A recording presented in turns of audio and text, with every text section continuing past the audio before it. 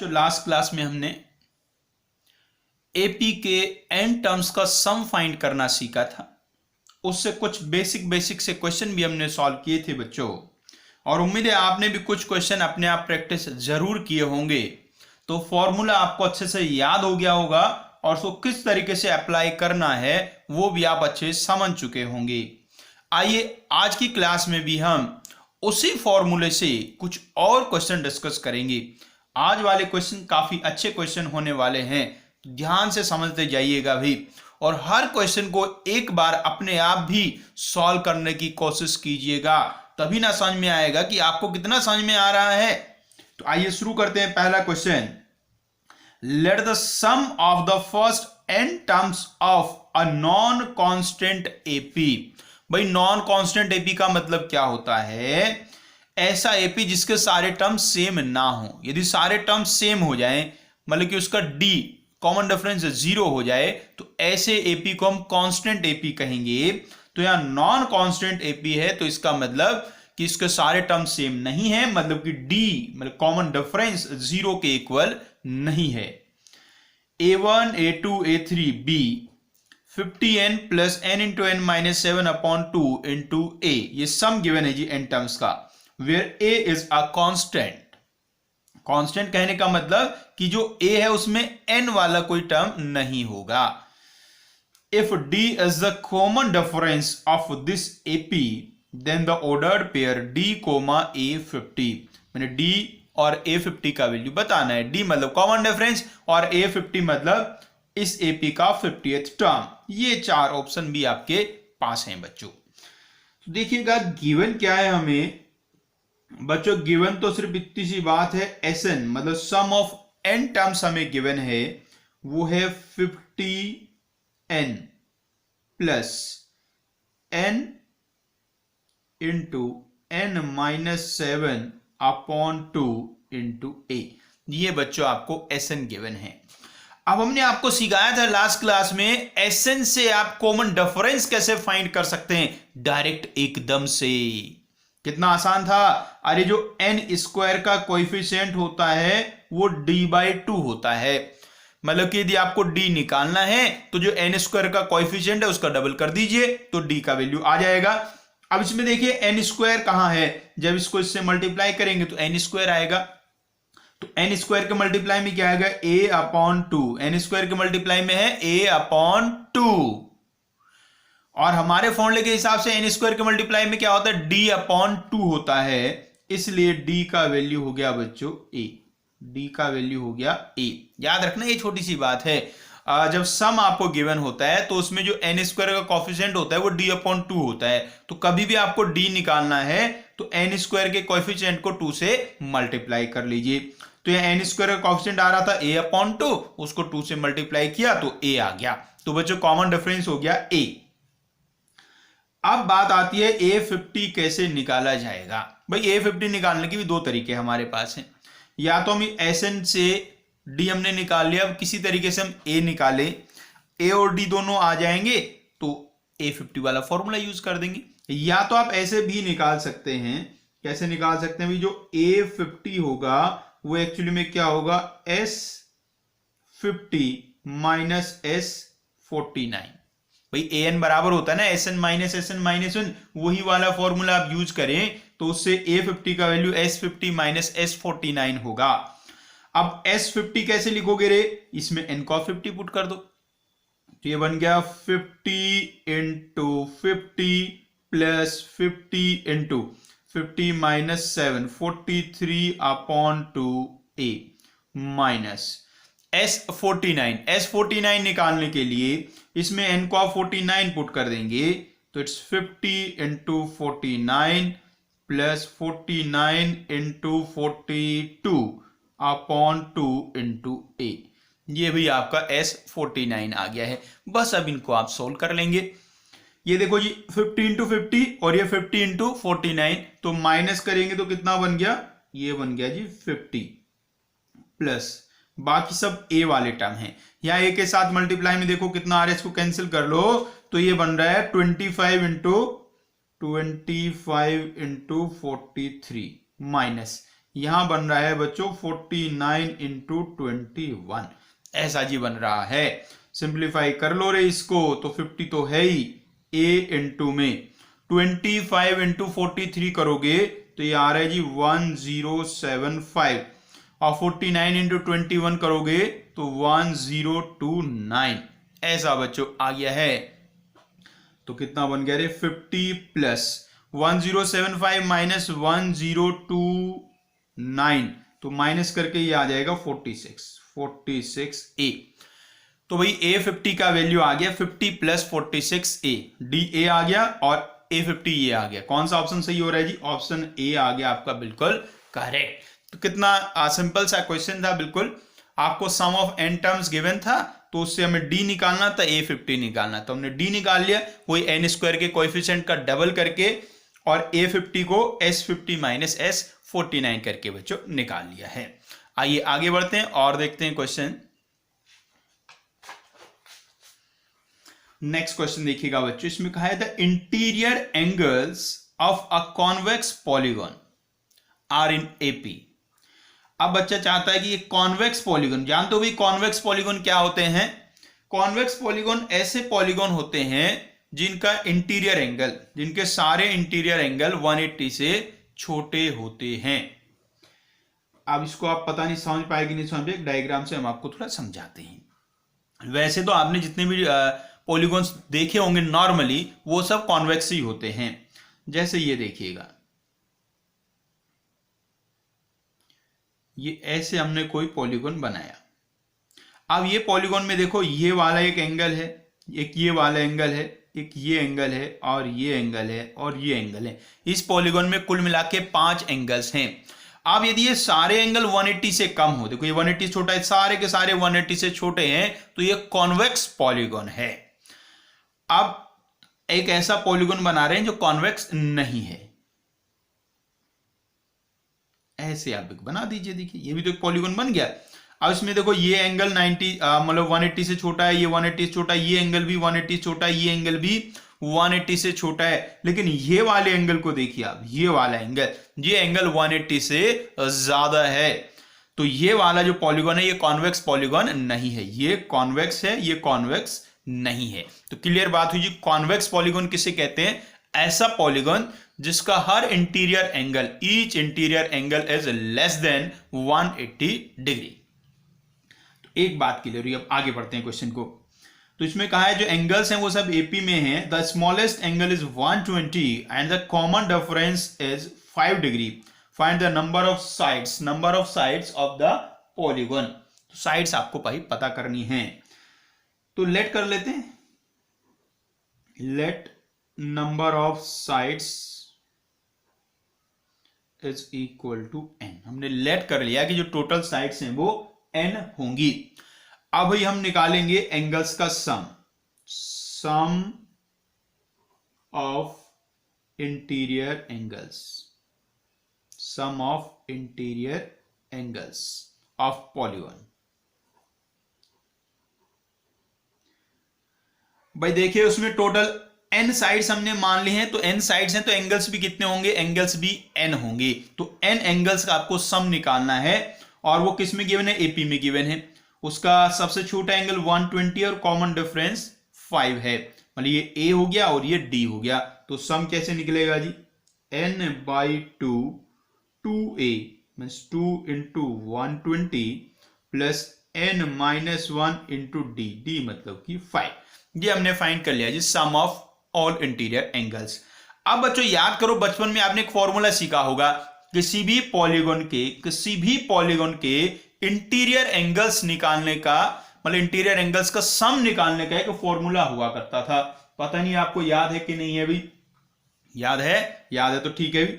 वो फॉर्मूला होता था 2n-4 into 90 degree, 2n-4 into 90 degree, या n-2 इंटू 180 डिग्री, एक ही बात है जी। ठीक है ना? ये आपका होता था, ये जरूर पढ़ा होगा, नहीं पढ़ा तो अभी याद कर लो भाई। जैसे देखो ट्राइंगल होता है, ट्राइंगल के इंटीरियर एंगल्स का सम 180 डिग्री होता है। यहां से देखो ट्राइंगल के लिए n का वैल्यू कितना हुआ? 3, इसमें n को 3 पुट करो, देखो 180 आएगा। क्वाड्रिलेटरल के चारों एंगल्स का सम 360 डिग्री होता है, तो उसके लिए इसमें n को 4 पुट कर दो, n को 4 पुट करेंगे तो देखो 360 डिग्री आएगा। तो भाई ये तो हमने कैसे निकाला कि जो एंगल्स हैं वो एपी में हैं, तो हमने एपी के सम वाला फॉर्मूला लगाया। और ये कैसे निकाला, सम ऑफ ऑल इंटीरियर एंगल्स के एक फॉर्मूला होता है हमारा किसी पॉलीगॉन के लिए, वो वाले फॉर्मूले से। आप क्या करेंगे, ये एक इक्वेशन बन गया छोटा सा, इस इक्वेशन को हम सॉल्व कर लेंगे और सॉल्व करके यहां से n के वैल्यू फाइंड कर लेंगे बच्चों। तो आइए सॉल्व करना शुरू करें इसको। सो n यहां देखो क्या बन गया, ये बन गया 240 और ये हो जाएगा माइनस में 5, 240 माइनस 5 हो गया 235, 235 प्लस 5n और उधर क्या बन रहा है जी 2n माइनस 4 इंटू 180। 180 समझिए क्या रे, ये अपॉन वाला 2 उधर हमने भेज दिया है। आप देखिएगा यहां से क्या 5 कॉमन आ रहा है, हाँ जी यहां से 5 कॉमन आ रहा है और इधर एक 5 कॉमन यहां से भी आ रहा है, तो 5 कॉमन आके आप कैंसिल कर दीजिए।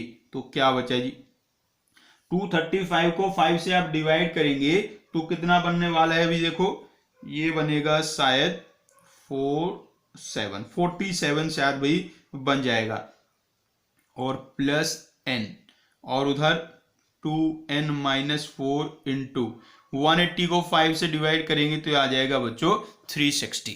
अब इसको सिंप्लीफाई करके क्वाड्रेटिक बनता हमें दिख रहा है, मल्टीप्लाई कर लो बच्चों, तो ये बन रहा है n square plus 47n minus उधर से लाओ 72n माइनस ये 36 इंटू 4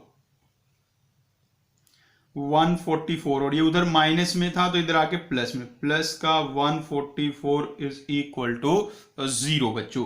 थोड़ा और सिंप्लीफाई कर लिया जाए तो n स्क्वायर 47 माइनस 72, 47 माइनस 72 शायद 25 माइनस का 25n प्लस 144 इक्वल टू 0 बच्चों। ऐसा भाई बन गया। अब इसके फैक्टर तो बड़े आराम से हो जाएंगे, इसके फैक्टर बच्चों बनने वाले हैं n minus 9 into n minus 16 is equal to 0। तो भाई यहां से n का वैल्यू आ गया 9 और 16, दो वैल्यू बच्चों आ गए हैं, n का वैल्यू 9 और n का वैल्यू 16। अभी बच्चों हमें ये देखना है कि ये दोनों सही है या इनमें से कोई एक सही है। अब ये कैसे देखेंगे, भाई आपको कहा था कि ये कॉन्वेक्स पॉलीगॉन है और कॉन्वेक्स पॉलीगॉन के लिए क्या कंडीशन है, इंटीरियर एंगल 180 से छोटे होने चाहिए सभी। तो हम क्या करेंगे, जो सबसे बड़े वाला एंगल है, सबसे बड़े वाला जो एंगल होगा वो फाइंड कर लेंगे और वो देखेंगे 180 से कम आ रहा है या नहीं आ रहा है। तो आइए शुरू करते हैं। अब इसमें देखो ये जो आपका एंगल से सब एपी में थे और धीरे धीरे एंगल्स बढ़ रहे थे, तो पहले हम किस पे चेक कर लेते हैं, 16 पे चेक कर लेते हैं, ठीक है ना। चाहो तो 9 का भी चेक कर लेना, 16 पे चेक करते हैं। तो हम क्या निकालने जा रहे हैं, लार्जेस्ट एंगल या ग्रेटेस्ट एंगल। ग्रेटेस्ट एंगल हम भैया फाइंड करेंगे और सबसे पहले n को क्या ले रहे हैं, n को 16 ले रहे हैं। n को 16 ले रहे हैं तो ग्रेटेस्ट एंगल क्या आएगा, अरे एपी बना है ना 120, उसका फर्स्ट टर्म है और कॉमन डिफरेंस 5 है, तो उसका 16th टर्म आप फाइंड कर देंगे तो ये बन जाएगा 120 प्लस 15 इंटू 5, 120 प्लस 15 इंटू 5, इसको सॉल्व कर लो, ये तो 195 आ रहा है। और 195 चूंकि 180 से बड़ा होता है इसलिए ये हमें वैल्यू नहीं लेना है। n बराबर 16 रखने पे जो ग्रेटेस्ट एंगल आ रहा है 195 आ रहा है और एंगल यदि 195 आ रहा है मतलब 180 से बड़ा आ रहा है तो वो तो कॉन्वेक्स पॉलीगॉन हो ही नहीं सकता, इसलिए n का वैल्यू 16 नहीं होगा। क्या 9 पे भी चेक करना चाहेंगे आप लोग, तो n इक्वल टू 9 पे भी आप चेक करें तो ये आएगा 120 प्लस 8 इंटू 5, ये शायद 160 लग रहा है ना जी, ये 160 आ रहा है। 160 जो होता है 180 से कम होता है, इसलिए ये वाली बात तो बिल्कुल सही है। तो n का वैल्यू 9 होगा, 16 नहीं होगा। तो बच्चों आंसर क्या हुआ, तो आंसर अपना हो गया है 9। तो तो इस पॉलीगॉन में कितनी साइड्स होनी चाहिए? 9 होनी चाहिए। क्या ये बात बहुत अच्छे से आप समझ गए? 16 क्यों नहीं लिया? क्योंकि 16 लेने से इस पॉलीगॉन का ग्रेटेस्ट एंगल 195 आ रहा था, और 195 180 से बड़ा होता है, इसलिए वो कॉन्वेक्स पॉलीगॉन नहीं रहेगा। तो इसलिए हमें n को 16 नहीं लेना है बच्चों। आइए आगे बढ़ते हैं और कुछ अच्छे अच्छे सुंदर सुंदर क्वेश्चन देखते हैं भाई। क्वेश्चन में फिर आपको सलाह दे रहे हैं, एक बार अपने आप ही ट्राई किया करो, क्वेश्चन आज जैसे आया आपके सामने उसे ट्राई करो, फिर बाद में सॉल्यूशन को देखिए आप। नेक्स्ट क्वेश्चन जी, suppose that all the terms of an AP, ये एडवांस से पूछा गया क्वेश्चन है, ये 2015 में आया था। All the terms of an AP are natural numbers, सारे टर्म्स नेचुरल नंबर्स हैं। तो यदि बच्चों सारे टर्म्स नेचुरल नंबर्स हैं किसी एपी के, तो उसका कॉमन डिफरेंस भी नेचुरल नंबर ही होगा। सोच सकते हो आप बड़े आराम से भी, देखा ना। तो इसके सारे टर्म्स नेचुरल नंबर है, इसका मतलब कॉमन डिफरेंस भी नेचुरल नंबर हुआ। If the ratio of the sum of the first 7 terms to the sum of the first 11 terms is 6:11, 7 terms का सम 11 टर्म्स का सम का रेशियो गिवन है, and the 7th term lies between 130 and 140, then the common difference of this AP is. Common difference सिर्फ आपको भैया find करना है। बड़ा ही सिंपल सा क्वेश्चन लग रहा है देख के। तो क्या किया जाए भाई? करने को तो क्या है जी, आपको क्या गिवन है पहले वो देखिए। आपको गिवन है sum of 7 terms upon sum of 11 terms is equal to 6/11। ये बच्चों आपको गिवन है। 7 टर्म्स का सम और 11 टर्म्स के सम का रेशियो गिवन है 6/11। अब यहां से इसको हम सॉल्व करेंगे तो ए और डी में कोई रिलेशन आ जाएगा बच्चों। फॉर्मूला लिखो जी, 7 टर्म्स के सम का 7/2 2a plus 6d upon 11/2 into 2a plus 10d is equal to 6/11। अब देखो जी, देखो ये वाले 2 से ये वाला 2 कैंसिल कर लीजिएगा, और ये वाले 11 से देखो यहां दूर वाला 11 कैंसिल कर लीजिएगा। इसके साथ साथ अंदर से भी एक 2, ऊपर से एक 2, नीचे से एक 2 कैंसिल हो जाएगा कॉमन आके। तो बचेगा क्या? ऊपर बच रहा है 7 इंटू a प्लस 3d। समझ में आ गया? रे a प्लस 3d कैसे बोल रहे हैं? 2 तो कॉमन आ गया ना, नीचे वाले 2 से कट गया, is equal to 6 into a plus 5d। ये इधर वाला को उधर हमने भेज दिया जी। आप देखिए क्या बन गया है, यहां बन गया 7a और यहां कितना है 6a, माइनस कर लिया तो कितना बच गया a। यहां देखो कितना है 21a और यहां कितना है 30a, तो माइनस कर लिया तो कितना बन गया, सॉरी यहां है 21d और यहां है 30d, तो माइनस कर लेंगे जाके तो कितना d बचा 9d। तो ये रिलेशन बच्चों आ गया है, a का वैल्यू कितना आ गया 9d के इक्वल आ गया है। अब इसके बाद दूसरी बात आपको क्या गई है कि जो इसका 7th टर्म है, 7th टर्म वो 130 और 140 के बीच में लाई करता है। आपको गिवन है A7 लाइज बिटवीन 130 एंड 140। अब बच्चों A7 का वैल्यू आप फाइंड कर लीजिए और यहां पुट कर दीजिए। A7 क्या होगा? A7 भैया होगा A plus 6d, A plus 6d, और a का वैल्यू तो कितना है जी? a का वैल्यू है 9d, तो 9d प्लस 6d ये हो गया 15d। 15d होगा 130 और 140 के बीच में बच्चों। आप देखो d कौन है? d तो एक नेचुरल नंबर है। शुरू में कहा था ना भाई एपी की सारी एंट्रीज नेचुरल नंबर्स हैं, सारे टर्म्स नेचुरल नंबर्स हैं, तो d भी नेचुरल नंबर होगा। तो d नेचुरल नंबर है, d एक नेचुरल नंबर है, तो 15 इंटू डी, 15 इंटू डी 15 का एक मल्टीपल होगा। तो 15 का कौन सा मल्टीपल 130 और 140 के बीच में आता है? सब जानते हो, यदि आपको 15 का टेबल याद है तो 130 और 140 के बीच में आता है बच्चों 135। तो 15d का वैल्यू 135 होना चाहिए। तो d का वैल्यू कितना आ गया जी? d का वैल्यू आ गया है 9। d का वैल्यू बच्चों आ गया 9, तो d का वैल्यू 9 है। और निकालना क्या था सवाल में? अरे कॉमन डिफरेंस ही निकालना था, काम खत्म हुआ। तो कॉमन डिफरेंस कितना आ गया बच्चों? कॉमन डिफरेंस 9 आ गया है। तो कितना बेसिक सा और इजी सा क्वेश्चन था। रेशो से हमने ए और डी में रिलेशन निकाल लिया, फिर यहां से A7 का वैल्यू निकाला 15D, और वो कहता है 130 140 के बीच में है। डी चूंकि नेचुरल नंबर है इसलिए 15D 15 का मल्टीपल होगा, और 130 और 140 के बीच में 15 का एक ही मल्टीपल आता है 135। तो 15D का वैल्यू 135 होना चाहिए, मींस डी का वैल्यू 9 होना चाहिए बच्चों। तो आप देख पा रहे होंगे हमने इस चैप्टर में जेईई एडवांस के कई सारे क्वेश्चन सॉल्व किए हैं, और सबका लेवल देखो कितना बेसिक ही लेवल है। तो जेईई एडवांस के पेपर में भी सीक्वेंस सीरीज से आसान वाला ही क्वेश्चन मिल जाता है, और मिलता भी है, हमेशा याद रखना, ऐसा नहीं कि मिलता नहीं, हमेशा मिलेगा और आसान वाला ही मिलेगा। ठीक है भाई, चलिए आगे और करते हैं क्वेश्चन। देखिएगा बच्चों नेक्स्ट क्वेश्चन, ये भी जेईई एडवांस का एक पूछा गया क्वेश्चन है, बहुत अच्छा क्वेश्चन है, ध्यान से देखिएगा। पहले एक बार अपने आप सॉल्व करने की कोशिश कीजिएगा। जब क्वेश्चन को आप अपने आप अटेम्प्ट करते हैं एक बार, तभी आपको उसका महत्व समझ में आता है कि उसमें क्या खास बात है। और बाय द वे यदि आप जो सवाल नहीं हो पाता, कहीं आप अटक जाते हैं, तो सॉल्यूशन देखने के बाद आपको समझ में आएगा कि आप क्यों अटक गए थे, और आगे फिर सॉल्व करने में क्वेश्चंस को आपको आसानी होती है। देखिए क्वेश्चन ने क्या कहा, a pack contains n cards numbered from 1 to n। n cards हैं, सब पे नंबर लिखे हैं 1 से लेके n तक। 2 consecutive numbered cards are removed from the pack and the sum of the numbers on the remaining cards is 1 2 2 4. If the smaller of the numbers on the removed card is k, then k minus 20 equals to क्या?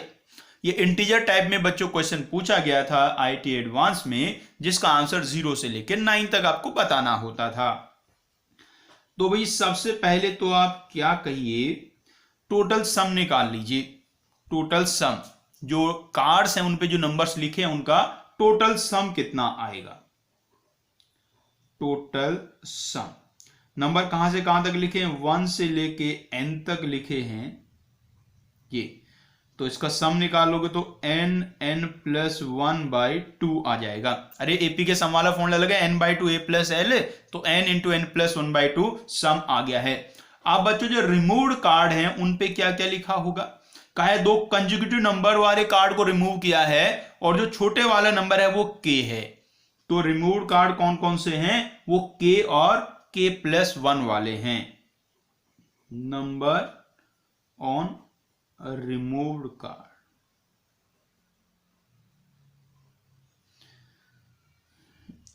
k and k plus 1, ये 2 card remove किए हैं। अब क्या कहा गया है कि बाकी जो कार्ड्स बचे हैं उन पे जो नंबर्स हैं उनका सम 1 2 2 4 गिवन है। तो उनका सम कैसे निकालेंगे जी, टोटल सम में से ये दोनों माइनस कर दो तो रिमेनिंग का सम आ जाएगा। तो कितना बन जाएगा भाई, n into n plus 1/2 minus k plus 1, और ये कितना गिवन है 1 2 2 4। इसको बड़ी आसानी से आप सॉल्व कर पाएंगे। भाई ये वाला k और ये वाला k तो बन गया 2k, ये यहां एक -1 है उसको उधर ले जाके आप +1 बना दीजिए, और ये जो 2 है इससे भी आप एलसीएम ले लीजिए, या कहो पूरे इक्वेशन को 2 से मल्टीप्लाई कर दिए, तो ऐसा कुछ हमें दिख रहा है n² plus n minus 4k। ये 2k बन गया ना, अब यहाँ 2 से इधर मल्टीप्लाई हो जाएगा तो 4k हो जाएगा। और ये कितना बन गया, 1 2 2 4 था, और यहां से गया उधर तो 1 2 2 5 बन गया, फिर 2 से मल्टीप्लाई हुआ तो ये ऐसा बन गया 2 4 5 0। अब इसमें क्या करिए, k वाले उधर ले जाइए, और ये जो अपना लिखा है 1 2 4 5 0 इसको इधर ले आइए। आप बच्चों देखो जो लेफ्ट हैंड साइड है उसके फैक्टर आपको होते दिख रहे होंगे, तो इसके आप फैक्टर कर लेंगे, तो इसके फैक्टर बच्चों बन जाएंगे n plus 50 into n minus 49 और इज इक्वल टू 4k। ऐसा बच्चों बन गया है। बच्चों यहां यदि आप देख रहे हैं तो ये एक इक्वेशन है और इस इक्वेशन में 2 अननोन हैं। इसका मतलब इसमें बहुत सारे सॉल्यूशन हो सकते हैं इनके।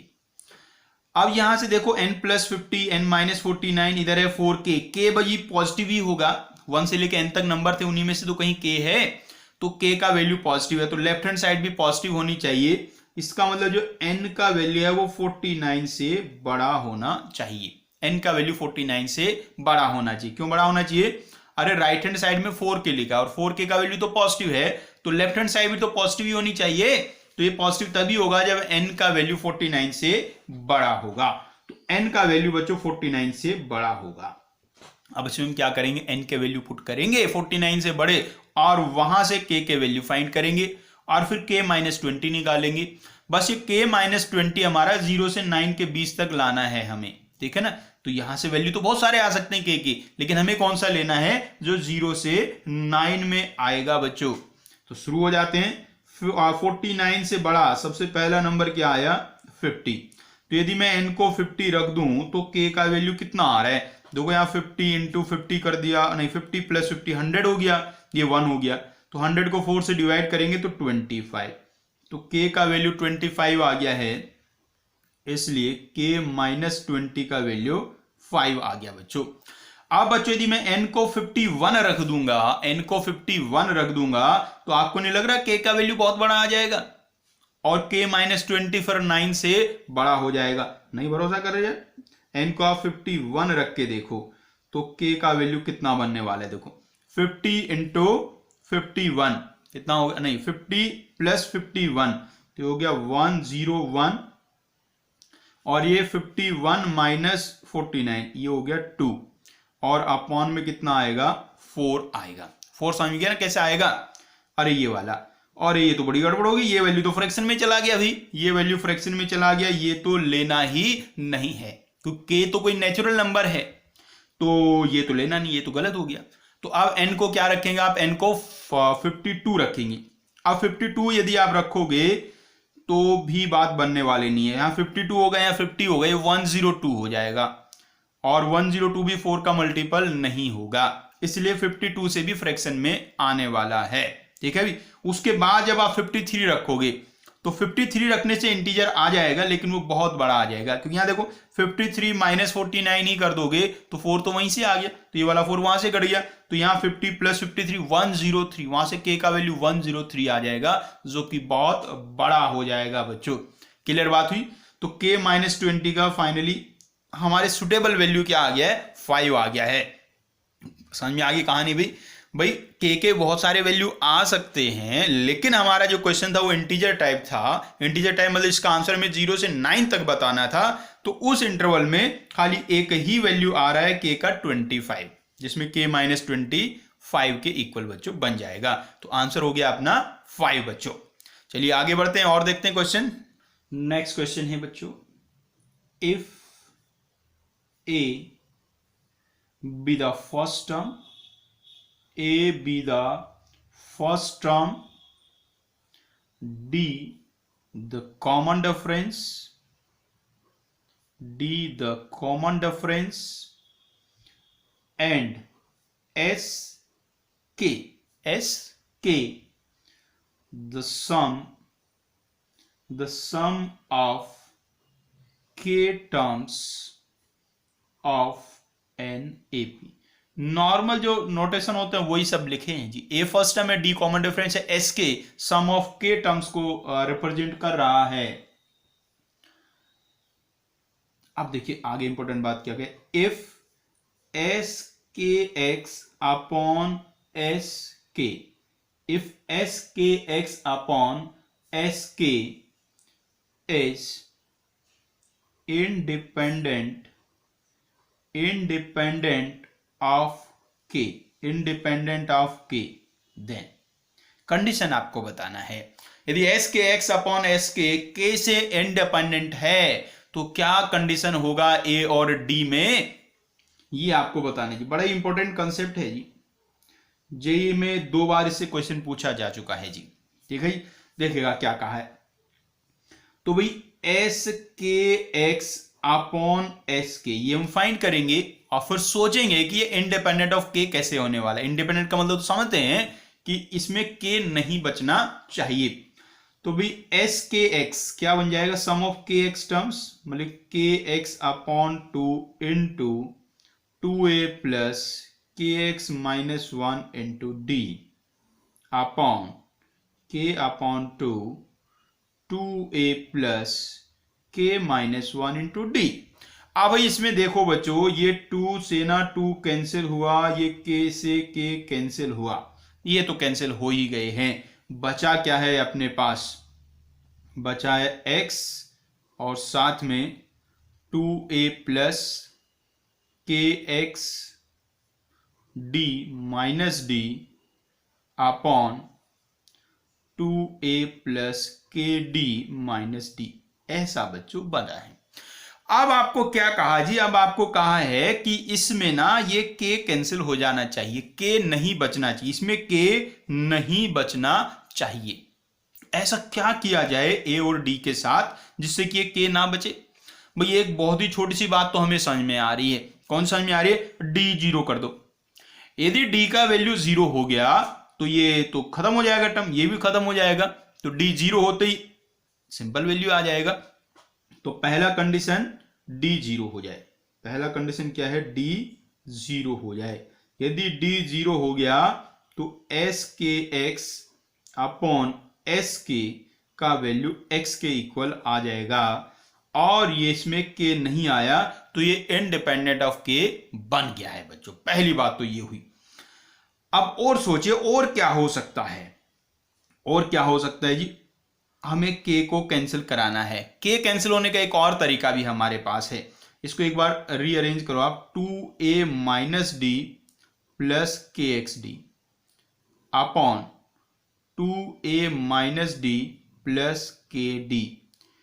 अब बच्चों यदि ये 2a माइनस डी यहां से गायब हो जाए, 2a माइनस डी गायब हो जाए तो ऊपर के एक्स डी बचेगा और नीचे के डी बचेगा। तो k से k कैंसिल हो जाएगा ना, तो फिर भी तो k नहीं बचेगा इसमें।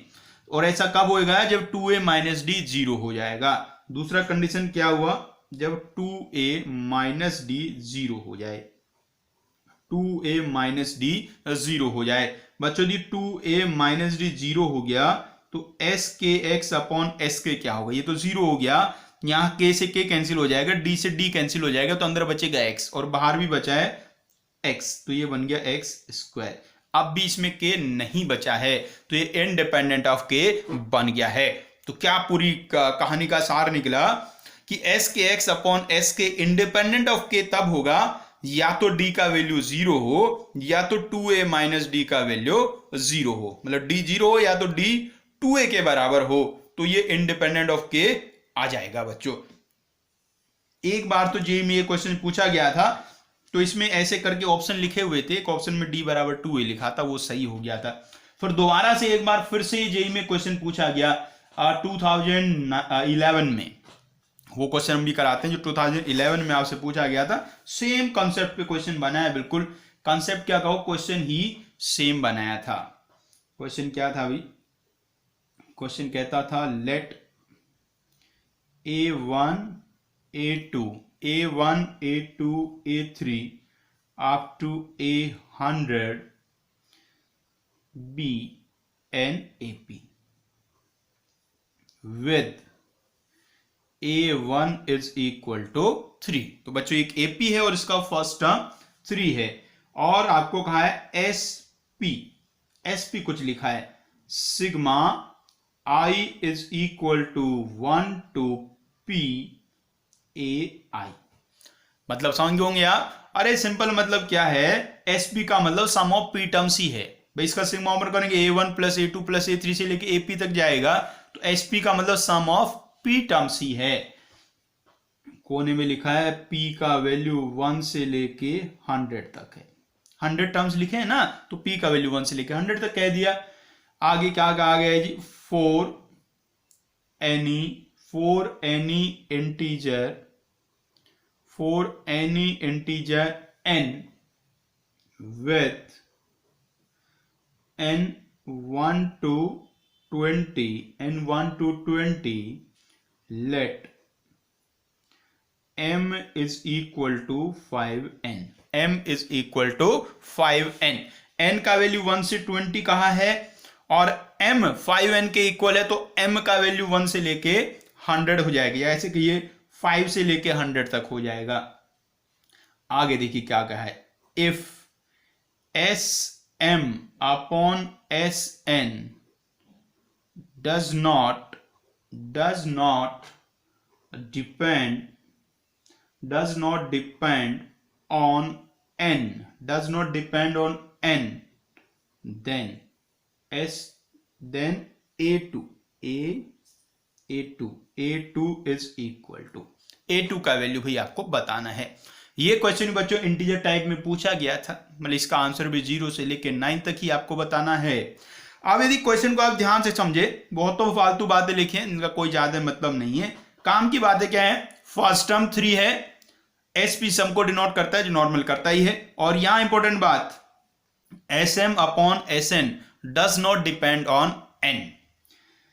ये बिल्कुल वही कंसेप्ट है जो लास्ट क्वेश्चन में हमने किया था। इसमें m की जगह 5n पुट कर दो, S5n upon SN independent of n। अब हमने क्या सीखा था, लास्ट क्वेश्चन ऐसे था, एस के एक्स अपॉन एस के इंडिपेंडेंट ऑफ के, इसमें बिल्कुल वैसे ही लिखा हुआ है। तो ये इंडिपेंडेंट ऑफ एन कब होगा, दो बात होंगी भैया, या तो डी का वैल्यू 0 होगा या तो डी का वैल्यू 2a होगा। 2a मतलब कि 6, a का वैल्यू 3 है ना, तो 2a का वैल्यू 6 होगा। तो दो बातें आ गई। यदि हम लास्ट क्वेश्चन का सॉल्यूशन इसमें ऐड कर देते हैं तो वहां से हमें डायरेक्टली पता चल गया कि S5n upon Sn independent of n तब होगा जब d का वैल्यू 0 होगा, तो d का वैल्यू 2a होगा, और यहाँ a का वैल्यू 3 गिवन है, मतलब कि d का वैल्यू 6 होगा। तो d का वैल्यू आ गया, अरे d का वैल्यू आ गया तो a2 तो अपने आप ही आ जाएगा। Therefore a2 is equal to, भाई a2 क्या है, a2 तो 3 प्लस d है। अरे a2 सेकंड टर्म है ना AP का, तो फर्स्ट वाले में d ऐड कर दो, फर्स्ट टर्म 3 है, तो a2 का वैल्यू 3 प्लस d। आप बच्चों d को 0 रखेंगे तो इसका वैल्यू आ गया 3, और d को 6 रखेंगे तो इसका वैल्यू आ गया 9। तो a2 का वैल्यू या तो 3 होगा और या तो a2 का वैल्यू 9 होगा। बच्चों क्लियर बात हुई जी। तो ये बच्चों इसका आंसर हो। तो डायरेक्ट क्वेश्चन वही था, सेम टू सेम, जो एक बार पहले पूछा गया था IIT में, सेम वैसे ही पूछा गया है। ठीक है जी, चलिए आगे बढ़ते हैं और कुछ अच्छे क्वेश्चंस। नेक्स्ट क्वेश्चन देखिएगा ध्यान से, बड़ा ही अच्छा क्वेश्चन है ये भी बच्चों। क्वेश्चन में कहा गया है इफ 1 + 3 + 5 अप टू +p, याद रखना है p टर्म्स नहीं है, p इसका लास्ट टर्म है, +1 + 3 + 5 + q is equal to 1 + 3 + 5 r। ये भाई ऐसा कुछ लिखा हुआ है। अब बच्चों ये तो देख के समझ गए होंगे 1 3 5 ये सब ओड नंबर है, ये सब ओड नंबर है, सब ओड नंबर है, तो p q और r भी ओड नंबर्स होंगे। ये बताया भी गया where each set contains the sum of consecutive odd integers। ये नहीं बताता तो भी भैया आप समझ ही जा रहे थे कि ये सब कंजुगेटिव odd integers लिखे हुए हैं, उन्हीं के सम की बात चल रही है। आपको बताना है the smallest possible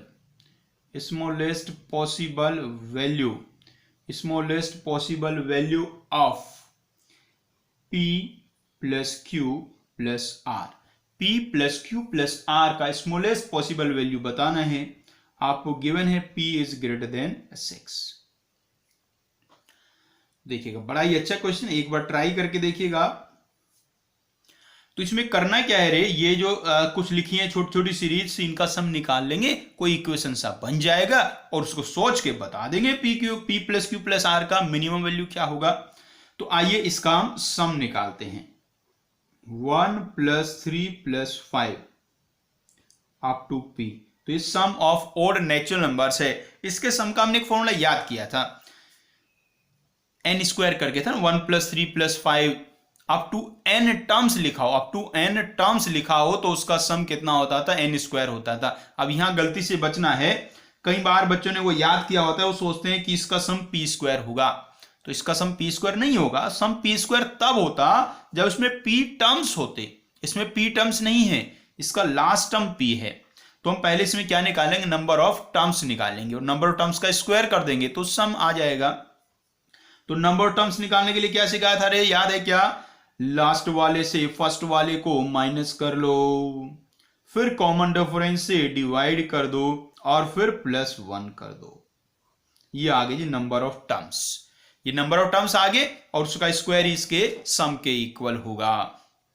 तो ये कितना आ गया जी, p+1/2 का होल स्क्वायर। सिमिलरली ये q+1/2 का होल स्क्वायर, ये r+1/2 का होल स्क्वायर।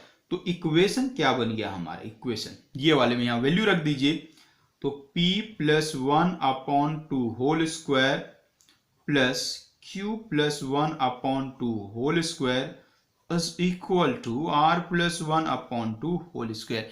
ऐसा बच्चों बन गया है। बच्चों जो नीचे 2 लिखा है ये फालतू नहीं लग रहा आपको लिखा हुआ, तो हटाओ यार, हटाओ इसको। हटा दिया तो p+1 whole square plus q+1 whole square is equal to r+1 whole square. ऐसा बच्चों एक रिलेशन बनके तैयार हो चुका है।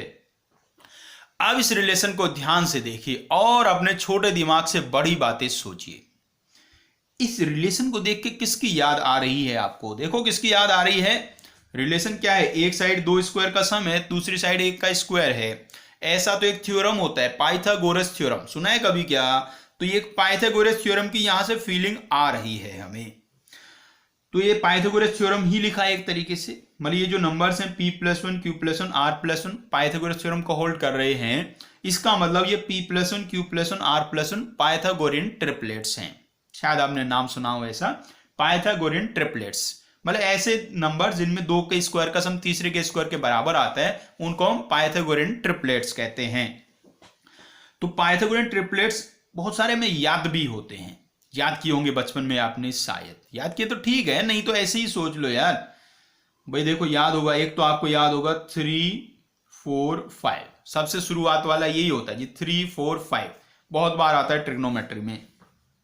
अब यदि कोई पाइथागोरियन ट्रिपलेट है, उसको आप किसी भी नंबर से मल्टीप्लाई करें, उसके सारे जो तीनों नंबर हैं इनको किसी एक नंबर से मल्टीप्लाई करें, तो वो जो 3 नंबर्स आते हैं वो भी पाइथागोरियन ट्रिपलेट्स ही होते हैं। जैसे माने इसको हम 2 से मल्टीप्लाई कर दें तो 6 8 10, ये भी पाइथागोरस थ्योरम को सेटिस्फाई करेंगे। यदि इसको माने 3 से मल्टीप्लाई कर दें तो 9 12 15, ये भी पाइथागोरस थ्योरम को सेटिस्फाई करेंगे। तो ये सब पाइथागोरियन ट्रिपलेट्स हैं।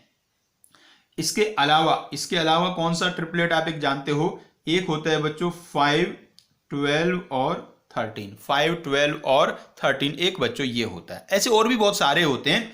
हमें कौन सा निकालना है, हमें तो p+q+r का मिनिमम वैल्यू निकालना है। तो हमें छोटे छोटे वैल्यू लेने, बड़े वाले वैल्यूज नहीं लेने हैं भाई। तो छोटा छोटा वैल्यू में तो सबसे छोटा तो ये लग रहा है 3 4 5, क्या यही वाला ले लूं। लेकिन यहां एक चक्कर है, चक्कर क्या है, पाइथागोरियन ट्रिपलेट्स कौन है, p+1 q+1 r+1 है। और p+1 q+1 r+1 तीनों नंबर कैसे होंगे, इवन होंगे। भाई जो p q r है वो तो और थे ना, देखो 1 3 5 में ही p आ रहा था कहीं, तो p तो और था, q भी और था और r भी और था। तो p+1 q+1 r+1 इवन होंगे, ये ओड नहीं हो सकते। तो इवन होंगे इसलिए 3 4 5 हम नहीं ले सकते, क्योंकि इसमें 3 और 5 तो ओड हैं। तो हमें ऐसा ट्रिपलेट लेना है जिसमें तीनों इवन हो। तीनों इवन तो इसमें रहे 6 8 और 10 में। तो इनमें से एक को 6 ले लो, एक को 8 ले लो और एक को 10 ले लो। तो p+1 को हम क्या ले लें, p+1 को आप 6 नहीं ले सकते तो 8 ले लो, q+1 को तो 6 ले सकते हैं और r+1 तो हो जाएगा 10। तो यहां से भैया p का वैल्यू 7, q का वैल्यू 5 और r का वैल्यू 9 आ गया है। ये सबसे छोटे वैल्यू आए हैं p, q और r के। तो स्मॉलेस्ट सम कितना आ जाएगा, या minimum value of p + q + r, ये आ जाएगा बच्चों 7 + 5 + 9 आई थिंक 21। तो 21 बच्चों आएगा smallest possible value of P + Q + R। उम्मीद है बात क्लियर हुई। बहुत ही अच्छा क्वेश्चन था, यहां तक सब कूदते आ जाते, यहां आके जो दिमाग लगाना है उसी से क्वेश्चन की क्वालिटी बच्चों बनी है। ठीक है जी। तो ऐसे कई बार ऐसे अलग अलग कंसेप्ट, अलग अलग चैप्टर कंसेप्ट आके मिल जाते हैं और वो क्वेश्चन को अच्छा बना देते हैं बच्चों। चलिए आगे बढ़ते हैं और देखते हैं क्वेश्चन। नेक्स्ट क्वेश्चन है बच्चों, ये क्वेश्चन पहले हम सॉल्व करेंगे और फिर इसके रिजल्ट को याद भी रख लेंगे। डायरेक्ट ये याद रख सकते हैं आप भाई। क्या कहा है जी? The ratio of the sum of P and Q terms of NAP is P squares to Q square. Show that the ratio of its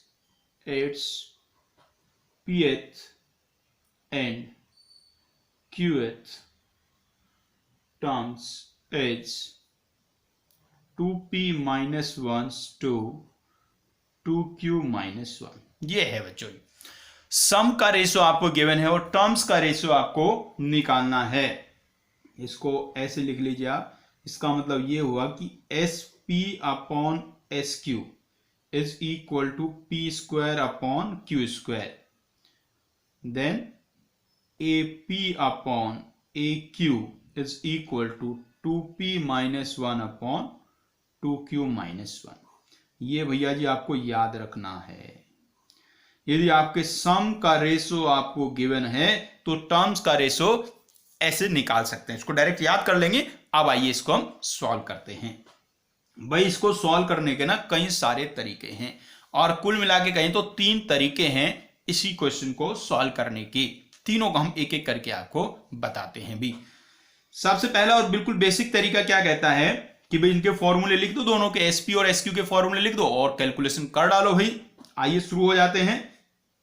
तो एसपी का फॉर्मूला क्या हो गया? P/2 आप into 2a plus P - 1 into D upon Q/2 2a plus Q - 1 into D और is equal to में है P²/Q²। बच्चों अब देखिए बच्चों कैलकुलेशन, ये वाले 2 को ये वाले 2 से उड़ा लो तो कैंसिल हुआ जी। अब ये वाला P थोड़े दूर वाले P से काटो, ये वाला Q थोड़े दूर वाले Q से काटो। ठीक है जी। अब क्या करिए, अब क्रॉस मल्टीप्लाई कर दीजिए तो ये वाला Q इधर मल्टीप्लाई हो जाएगा और ये उधर जाके P के साथ मल्टीप्लाई हो जाएगा। तो क्या बनता दिख रहा है भाई? 2AQ प्लस इस Q को इसके अंदर मल्टीप्लाई कर दो तो ये बन जाएगा PQD माइनस QD और वो P इधर से मल्टीप्लाई हो जाएगा भी तो ये क्या बन जाएगा? 2AP plus PQD minus PD। ऐसा बच्चों बन जाएगा। अब इसमें देखिए कुछ कैंसिल हो रहा है कि हाँ एक कैंसिल हो रहा है, एक कैंसिल हो रहा है भैया। ये कटा, ये वाला और ये वाला बच्चों कैंसिल हो गया है। अब इसको इधर ले आओ तो 2a into Q minus P। अब इस वाले को उधर ले जाओ तो ये D के साथ हो जाएगा Q माइनस P। तो यहां से देखो क्या आ गया है? 2a is equal to D आ गया है। 2a इक्वल्स टू D बच्चों आ गया है। तो SP/SQ P²/Q² के इक्वल कब होते हैं पता चला आपको? जब D इक्वल्स टू 2a होता है तब ऐसा होता है। तो D इक्वल्स टू 2a आ गया। तो अब क्या करना? अरे अब क्या करने को बचा भाई? AP/AQ निकालना है ना, तो निकाल डालो रे ना। AP/AQ भाई AP क्या होगा? A plus P - 1 into D होगा। AQ क्या होगा? A plus Q - 1 into D होगा। और आपको क्या करना है? D की जगह 2a रखना है। D को 2a रख दो तो A plus 2a into P - 1 upon A plus 2a into Q minus 1। आप देखो जी, a तो कॉमन आके कैंसिल हो गया, तो ऊपर बचा 2 इंटू पी माइनस 1 प्लस 1, मतलब कि 2p माइनस 1, और नीचे बचा भैया 2q माइनस 1। यही तो प्रूव करना था। तो AP अपॉन AQ आ गया 2p minus 1 upon 2q minus 1। बच्चों क्लियर बात हुई जी। चलिए, तो ये एक तरीका हमने सीखा, सबसे सुंदर और छोटा सा तरीका था ये, मतलब छोटा नहीं, थोड़ा लेंदी था। वैसे देख के छोटा लग रहा है, लेकिन जब बाकी देखेंगे तब वो इससे भी और छोटे लगेंगे। अब इसका जो सेकंड मेथड है वो भी काम का है। सेकंड मेथड भी बच्चों काम का है, इसीलिए बता रहे हैं, नहीं तो खाली फालतू में आपको दो दो तीन तीन तरीके से नहीं बता रहे हैं। सबका अपना अपना महत्व है दुनिया में। तो सेकंड मेथड क्या कहता है? पहले कहता है स्टार्टिंग में तो वही टर्म आप लिख दो जो SP अपॉन SQ। अरे ये कहाँ गया, ये वाला, ये तो बिल्कुल ऐसे ही आप लिख लो पहले। तो ऐसा लिखने के बाद क्या बचेगा?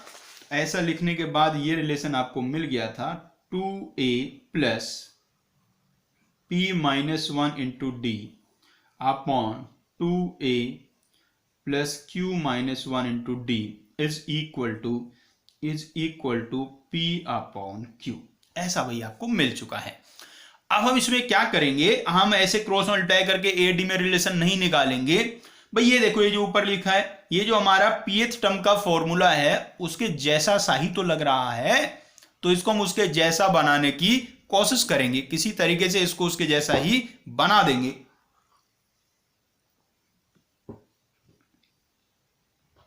तो इसमें फर्क क्या लग रहा था हमें भाई, जो pth टर्म का फॉर्मूला होगा उसमें 2a थोड़ा ना होता, उसमें तो खाली a होता है।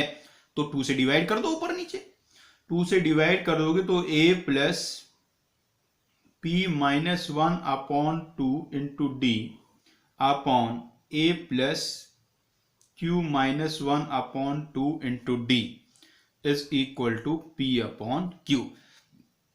आप बच्चों देखो, ये pth टर्म के फॉर्मूले के जैसा बन गया, थोड़ा सा फर्क है इसमें अपॉन में। ये कुछ यहाँ p माइनस 1 होना चाहिए था, उसकी जगह क्या लिखा है इसमें p माइनस 1 अपॉन 2 लिखा है।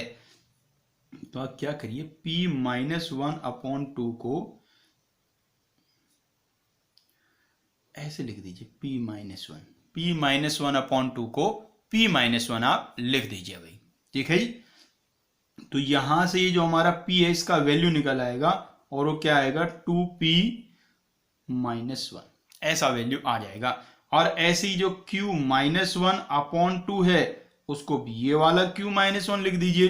तो यहां से q का वैल्यू क्या आ जाएगा 2q माइनस 1, ये वैल्यू इसमें आप पुट कर दीजिए। देखो क्या बनेगा, a प्लस, भाई इसकी जगह हमने क्या रखा है p माइनस 1, तो ये बन गया p माइनस 1 इंटू डी। ऐसे नीचे क्या बन गया a plus q minus 1 into D, और p और q का वैल्यू क्या निकल के आ गया, वो आ गया 2p minus 1 upon 2q minus 1। अब देखो ये pth टर्म का फॉर्मूला बन गया, तो ये बन गया a p upon a q equals to 2p minus 1 upon 2q minus 1। या आप इसको आप ऐसे भी लिख सकते हैं वापस, AP upon AQ equals to 2p minus 1 upon 2q minus 1। ये मेथड बताने के पीछे एक और मकसद हमारा था भाई, कई बार इसकी आपको जरूरत पड़ती है। कुछ क्वेश्चन हम करेंगे आगे, उनमें आपको समझ में आएगी कहानी, इसकी जरूरत पर ये सब सब्स्टिट्यूशन करने की जरूरत पड़ती है। मतलब इसमें तो क्या ना, एक ही एपी की बात चले, कई बार अलग अलग एपी आ जाती हैं, ऊपर एपी अलग होता है, नीचे एपी अलग होता है। मतलब यहाँ जो रेशो था सम का, वो एक ही एपी के अलग अलग टर्म्स के सम का रेशो था। कई बार अलग अलग एपी उसमें आ जाती हैं। जब अलग अलग एपी आ जाते हैं तो क्रॉस मल्टीप्लाई करके ए और डी में तो रिलेशन ला नहीं सकते आप, क्योंकि इसमें ए और डी अलग अलग होंगे ऊपर और नीचे। तो उस दिन आपको यही तरीका यूज करना पड़ेगा, इसलिए इस तरीके को भी आपको अच्छे से समझना है भाई। इसके बाद बच्चों आता है लास्ट मेथड, तीसरा मेथड। वो बहुत ही आसान है जी, बहुत ही आसान, बच्चों वाला। तीसरा मेथड तो क्या कहता है, थर्ड मेथड, वो कहता है कि भाई आपको SP upon SQ p square upon q square given है, रेशो आपको गिवन है। इसलिए हम क्या ले सकते हैं, इसलिए हम ऐसा कह सकते हैं ना कि S P equals to x into P square और S Q equals to x into Q square. बचपन में सीखा था हमने, जब भी रेशो गिवन होता था तो हम ऐसे लेट कर लिया करते थे। भाई कहा होता ना दो नंबर्स का रेशो 1:2 है तो हम एक को x और एक को 2x मान लेते थे, ऐसे ही हमने मान लिया। अब हमें क्या निकालना है, हमें निकालना भैया ए पी। ए पी क्या होगा, ए पी होगा S P minus 1। S P का वैल्यू है x into P square, S P -1 का वैल्यू होगा x इंटू पी -1 स्क्वायर। इसको सिंप्लीफाई कर लोगे तो ये x इंटू 2p -1 आ गया। सिमिलरली ए क्यू का वैल्यू भी आप निकाल लेंगे, बिल्कुल सेम मेथड से ए क्यू का वैल्यू निकाल लेंगे तो वो क्या आ जाएगा x इंटू 2q -1। तो ए पी आ गया और ए क्यू आ गया, आप क्या बताना, आप तो डिवाइड कर दो। So a P upon a Q क्या बन गया बच्चों, सीधे सीधे 2p -1 अपॉन 2q -1। वो जो x था वो कैंसिल हो गया। तो ये बच्चों एक तरीका है इसको करने का, ठीक है ना भी। लेकिन फिर भी कह रहे जो सेकंड वाला मेथड उसको जरूर आपको याद रखना है, फर्स्ट वाले में कुछ याद रखने की जरूरत है नहीं, लास्ट वाला बहुत आसान है, वो तो ऐसे ही याद रह जाएगा बच्चों। तो आइए अब इससे एक क्वेश्चन करते हैं। एक बार तो एक क्वेश्चन पूछा गया था बच्चों जेईई में, वो आपको हम करा दे रहे हैं और फिर एक क्वेश्चन और कराते हैं। देखिए क्या कहा था क्वेश्चन में, डायरेक्ट इसी पे फॉर्मूला बेस्ड क्वेश्चन था। Let A1 A2 A3 be terms of an AP if A1 plus A2 up to AP upon A1 plus A2 up to AQ is equal to P square upon Q square, where P is not equal to Q, then A6 upon A21 is equal to, इसका value बच्चों बताना था। वैसे तो option भी है question में, लेकिन आप जैसे विद्वानों को उनको क्या जरूरत है, आप तो डायरेक्ट ही सोल्व कर डालोगे रे। अब ये देखिए क्या गिवन है, AP A1 प्लस A2 से लेके AP, इसी को हम क्या कहते हैं, SP sum of P terms, और अपॉन में जो लिखा उसको क्या कहेंगे, SQ, और इक्वल्स टू है P square upon Q square. ये आपको गिवन है, जैसे ये आपको दिखाई दिया आपको तो याद आ गया, SP upon SQ P square upon Q square है, इसका मतलब AP अपॉन AQ का वैल्यू 2P -1 अपॉन 2Q -1 होगा। बस अभी क्या करना, अभी A6 A21 निकालना है तो P की जगह 6 रख दो और Q की जगह 21 रख दो। Therefore A6 upon A21 equals to 2 into 6 -1 upon 2 into 21 -1, तो ऊपर बन गया 11 और नीचे आ गया 41। तो आंसर आ गया बच्चों 11 अपॉन 41। तो यूज कर पाएंगे फॉर्मूला भी, याद रखना भूलना मत इस फॉर्मूले को, डायरेक्ट फॉर्मूले से क्वेश्चन आ जाते हैं कई बार बच्चों। आइए एक छोटा क्वेश्चन और करते हैं। नेक्स्ट क्वेश्चन में कहा गया है बच्चों, the sum of n terms of two APs are in the ratio 3n minus 13 to 5n plus 21. Find the ratio of their 24th terms. Ratio of their 24th terms. ये बच्चों है जी, सम का ratio given है, terms का ratio निकालना है। लेकिन यहां अलग बात क्या है, यहां एक एपी नहीं है, यहां दो अलग अलग एपीज हैं। देखिए इसको कैसे करेंगे भाई, एक एपी एसएन, दूसरे का नाम रख लेते हैं एसएन डैश, तो फॉर्मूला यूज कर दीजिए सम वाला, क्या बना जी, n/2 2a1 plus n-1 into d1। पहले वाले AP के हमने फर्स्ट टर्म और कॉमन डिफरेंस a1 d1 ले लिए हैं, दूसरे वाले के हम a2 d2 ले लेते हैं, तो 2a2 प्लस n-1 d2, ऐसा भाई। और ये आपको गिवन है, ये आपको गिवन है 3n-13 upon 5n plus 21। n/2 से n/2 को कैंसिल कर दिया भाई बच्चों, तो यहां क्या बचेगा 2a1 plus n-1 d1, 2a2 plus n-1 d2। अब ये देखो ये n टर्म के फॉर्मूले के जैसा ही बन रहा है, बस ये 2 फालतू आ रहा है, तो क्या करो आप 2 से डिवाइड कर दीजिए, तो क्या बन जाएगा यहाँ a1 plus n-1 upon 2 into d1, नीचे a2 plus n-1 upon 2 d2, और उधर तो सेम ही है 3n-13 अपॉन 5n प्लस 21। अब भाई देखो हमें तो 24th टर्म बनाना है, तो 24th टर्म बनाना है तो यहां कितना होना चाहिए, 23 होना चाहिए भाई। 24th टर्म का फॉर्मूला क्या होगा, a plus 23d, so n-1 upon 2 की जगह कितना होना चाहिए, 23 होना चाहिए। तो n का वैल्यू कितना आ गया भाई, 23 इंटू 2 46 प्लस 1 47, तो n को आप क्या रख दीजिए, 47 रख दीजिए। तो जैसे n को आप 47 रखेंगे, यहाँ a1 प्लस 23 d1, नीचे a2 प्लस 23 d2, और उधर क्या बनेगा 3 into 47 minus 13 upon 5 into 47 plus 21, ऐसा बच्चों बन जाएगा। अब ये देखो ये क्या बन गया, 24th टर्म ही तो बन गया है, तो ये बन गया a24, और नीचे वाले क्या कहेंगे a24 डैश, मतलब 24th टर्म्स का रेशो आ गया है। भाई इसको सॉल्व कर लोगे क्या, बिल्कुल आसान है, बड़े आराम से सॉल्व हो जाएगा। ऊपर यहां देखो जो सॉल्व करेंगे क्या आ जाने वाला है, 141 माइनस 13, 47 को 3 से मल्टीप्लाई कर लेंगे, और यहाँ 47 को 5 से मल्टीप्लाई करेंगे तो आ जाएगा 235, और प्लस में है 21, तो ऊपर लग रहा है शायद आ गया 128, और नीचे आ गया बच्चों 256, ये आ गया बच्चों 1/2, तो रेशो आ गया है बच्चों 1/2।